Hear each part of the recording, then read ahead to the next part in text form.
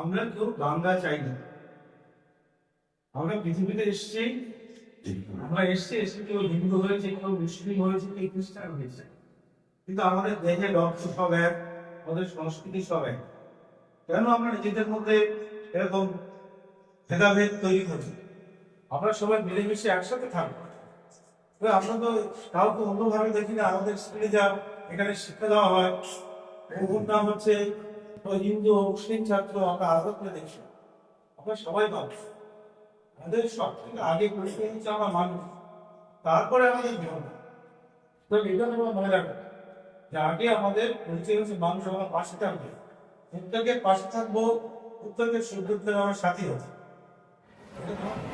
এটা আমির হোসেন চৌধুরীর ছবি। 1910 সালে আমাদের এই শহরেই তিনি জন্মগ্রহণ করেছিলেন। তার মা ছিলেন হুমায়রা।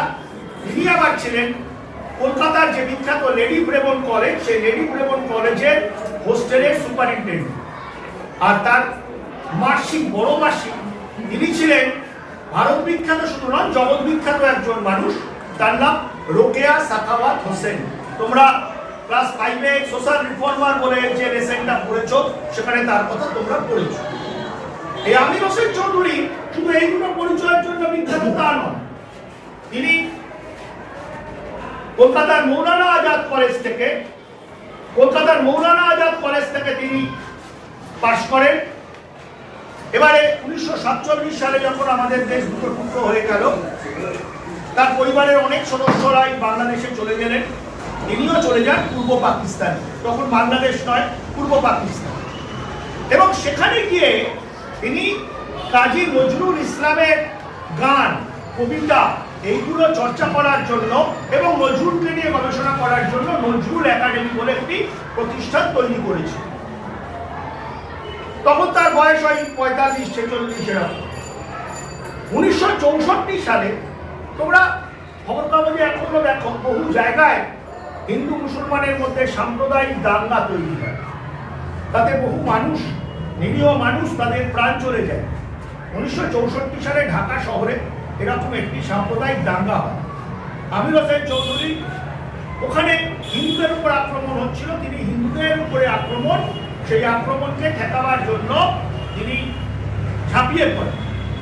তাতে তার নিজের ধর্মের লোক, তারা কয়েকজন খুব তার উপরে খেপে যায়।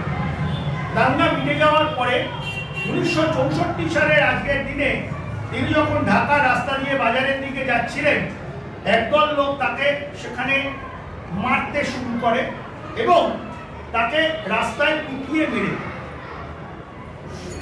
আমাদের বাংলায় সাম্প্রদায়িক দাঙ্গা রোকবার জন্য শহীদ হয়েছেন এরকম 3-4 জন মানুষ খুব বিখ্যাত। কলকাতায় 46-এর দাঙ্গা রুখতে গিয়ে মারা গেছিলেন শচীন মিত্র। তারপরে কলকাতায় সাম্প্রদায়িক দাঙ্গা রুখতে গিয়ে মারা গেছেন শ্রীশ বন্দ্যোপাধ্যায়। আর ঢাকা শহরে সাম্প্রদায়িক দাঙ্গা বন্ধ করার জন্য মারা গিয়েছিলেন আমির হোসেন চৌধুরী। তা আমরা তার এই আত্মোৎসর্গ দিবসে তাকে আমাদের বিদ্যালয়ের পক্ষ থেকে, কল্যাণনগর বিদ্যাপীঠের পক্ষ থেকে তাকে আমরা শ্রদ্ধার্ঘ্য অর্পণ করব। তার আগে একটা কথা বলা, যে তার সে অর্থে সেরকম কোন সে যুগে ফটোগ্রাফি এত চলছিল না, ভালো ছবি পাওয়া যায় না। একটি বইয়ে তার উপরে তার একটি জীবনী গ্রন্থ, সেই জীবনী গ্রন্থের মলাটে একটি অত্যন্ত অস্পষ্ট ছবি ছিল। তোমাদেরই বন্ধু 10ম শ্রেণীর রাহুল সেই ছবিটিকে স্পষ্ট করে তার রেখাঙ্কনটা করেছে। এবং এই মুহূর্তে আজকে কলকাতার মনোনয়ন কলেজে আমির হোসেন চৌধুরীর প্রতি যে শ্রদ্ধা নিবেদন করে অনুষ্ঠান, সেই অনুষ্ঠানেতেও রাহুলের এই ছবিটা তার একটা প্রিন্ট আউট বার করেছে। অরিজিনাল ছবিটা তোমরা এখানে দেখতে পাচ্ছ, তার প্রিন্ট আউট বার করেছে। এবং সামাজিক মাধ্যমের যুগে দাঁড়িয়ে তোমরা সবাই জানো যে সামাজিক মাধ্যমে আজকাল খুব দ্রুত ইনফরমেশন এদিক থেকে ওদিকে যায়। আমাদের বাংলাদেশেও আজকে বহু জায়গায় যেখানে আমির হোসেন চৌধুরীকে স্মরণ করে অনুষ্ঠান হচ্ছে, বহু জায়গাতেই রাহুলের আঁকাই ছবিটি পৌঁছে গেছে। তো আমি আমাদের বিদ্যালয়ের পক্ষ থেকে বিদ্যালয়ের প্রধান সন্দীপ স্যারকে বলবো পুষ্পার্ঘ্য অর্পণ করে আমাদের বিদ্যালয়ের সবার পক্ষ থেকে তার প্রতি শ্রদ্ধা জানিয়ে দু চার কথা বলার জন্য। তোমরা সকলে জায়গায় থাকো, অনুষ্ঠান শেষে তোমরা ফুল দিয়ে দিও। আগে সন্দীপ স্যার পুষ্পার্ঘ অর্পণ করবেন, তারপরে দুটো চারটে কথা সন্দীপ স্যার বলবেন।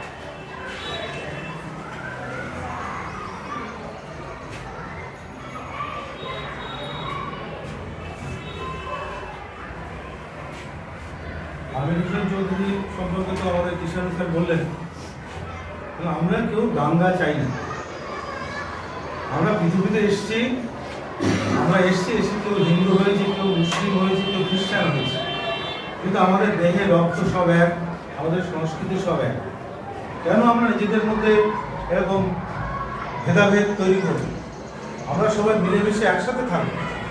তবে আমরা তো কাউকে অন্যভাবে দেখি না। আমাদের স্কুলে যা এখানে শিক্ষা দেওয়া হয়, ওর নাম হচ্ছে ও হিন্দু ও মুসলিম ছাত্র, আমরা আলাদা করে দেখি না। আমরা সবাই মানুষ।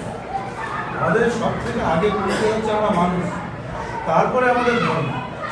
তো এটা তোমরা মনে রাখো যে আগে আমাদের পরিচয় হচ্ছে মানুষ। আমরা পাশে থাকবো, প্রত্যেকের পাশে থাকবো, প্রত্যেকের সুখ-দুঃখের আমার সাথী হবে। এটা তোমরা মনে রাখো। এগুলো আমি এবারে আমরা সকলেই জানো রবীন্দ্রনাথ ঠাকুর এবং কাজী নজরুল ইসলাম তাদের লেখার মধ্যে দিয়ে আমাদের এই যে ব্রিটিশদের তৈরি করা বিভাজনের রাজনীতি, তার বিরোধিতা করে গেছে।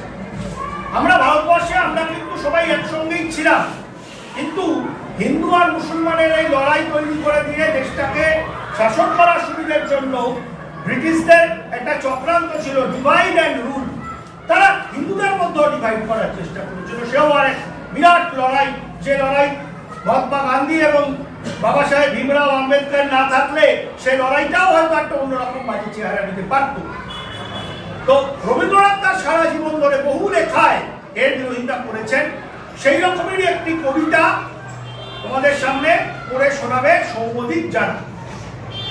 তার আগে সৌম্যদীপ জানাকে বলবো ও এসে ফুল দিয়ে আমির হোসেন চৌধুরীর প্রতি শ্রদ্ধা জানাবে এবং তারপর ও কবিতাটা তোমাদের সামনে বলবে।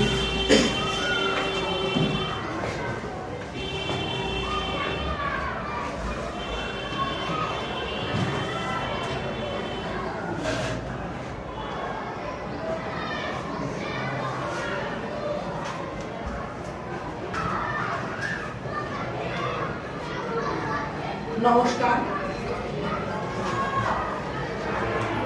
কবিগুরু রবীন্দ্রনাথ ঠাকুরের লেখা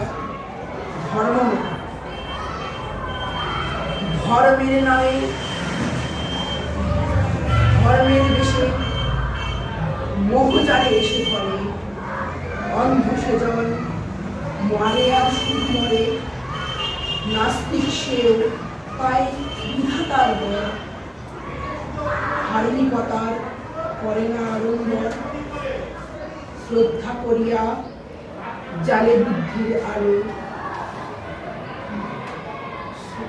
শাস্ত্রে মানে না মানে মানুষের ভালো, বিধর্ম বলি মানে পরধর্ম রে, নিজ ধর্মের অপমান করি চলে, পিতার নামেতে হানে তার সন্তানে, আচার লইয়া বিচার নাইকো জানে, পুজো পিঠে তোলে রক্ত মাখা ধ্বজা, দেবতার নামে তো এ শয়তান ভজা,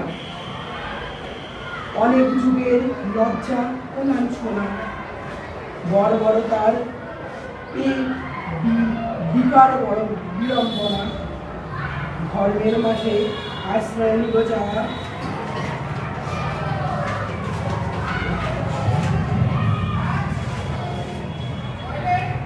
আবর্জনার নিচে তারা নিজে তারা, প্রলয়ের ওই শুনি সিংহধ্বনি, মহাকাল আসে লয়ে সম্মার্জনী, যে দেবে মুক্তি তারই খুনি রূপে গড়া, যে মিলাবে তারে করিল ভেদের খাড়া, যে আনিবে প্রেম অমৃত উৎস হতে, তারই নামে ধরা ভাষায় বিষের স্রোতে, ভারী ফুটা করি পার হতে গিয়ে ভেবে, ভাবু ভাবু এরা করে অপবাদ দেয় তাদের, হে ধর্মরাজ, ধর্ম বিকার নাশী, ধর্ম মূঢ় জনে বাঁচাও আদিবাসী।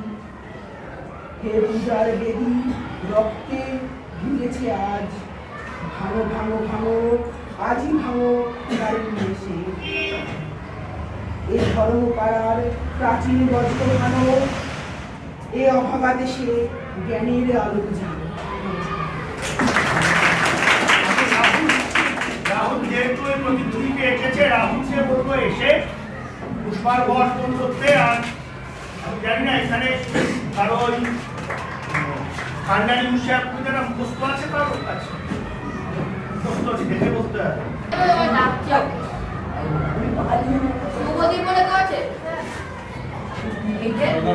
একটু বাদে, এখন হবে না, দাঁড়াতে হবে।